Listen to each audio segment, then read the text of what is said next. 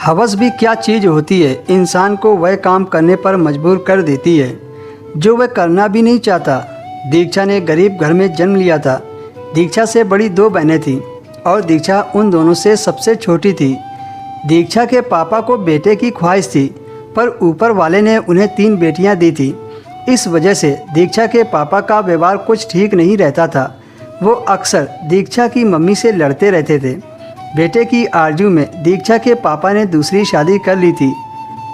दीक्षा 7 साल की थी जब उसके पापा ने दूसरी शादी की थी।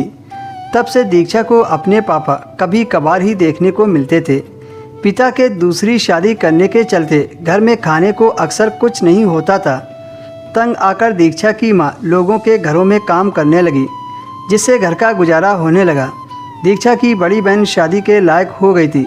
जहाँ पर उसकी मम्मी काम करती थी, वहाँ की मालकिन ने अपने बड़े बेटे के लिए रिश्ता मांग लिया। उनका बड़ा बेटा अपनी बेटी की शादी कर चुका था। कम से कम वह आदमी दीक्षा की बहन से 20 साल बड़ा था, लेकिन पैसों से तंग आकर इंसान कुछ भी कर लेता है। यही हाल दीक्षा की माँ का था। मजबूर होकर उन्होंने अपनी बड़ी बेटी की शादी कर दी। दूसरी बेटी के साथ भी यही हुआ। पैसों से तंग आकर उसका रिश्ता भी बड़े आदमी से कर दिया।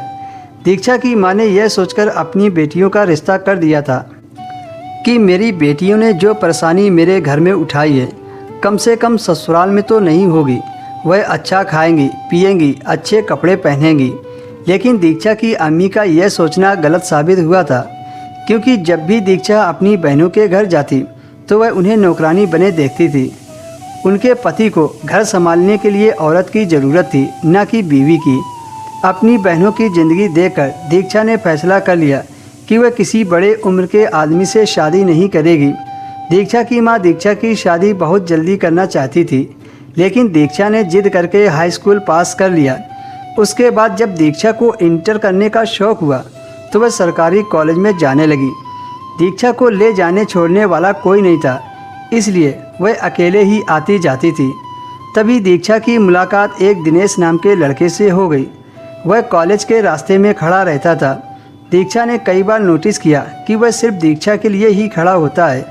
वह एक अच्छी शक्ल सूरत का इंसान था और उसके पहनावे से लगता था कि वह अच्छे घराने से ताल्लुक़ रखता था। शुरू में तो दीक्षा ने दिनेश पर ज़्यादा ध्यान न दिया, लेकिन धीरे धीरे दीक्षा ने उस पर ध्यान देना शुरू कर दिया। बहुत जल्द दीक्षा की दोस्ती दिनेश से हो गई और खूब बातचीत होने लगी। दिनेश ने कहा, दीक्षा तुम मुझे बहुत अच्छी लगती हो और मैं तुमसे शादी करना चाहता हूँ। दीक्षा को भी दिनेश बहुत अच्छा लगता था, इसलिए दीक्षा ने शादी के लिए हाँ कर दी। दिनेश से शादी करना दीक्षा की सबसे बड़ी भूल थी, क्योंकि शादी के बाद दीक्षा के साथ जो हुआ था सुनकर आपके रोंगटे खड़े हो जाएंगे।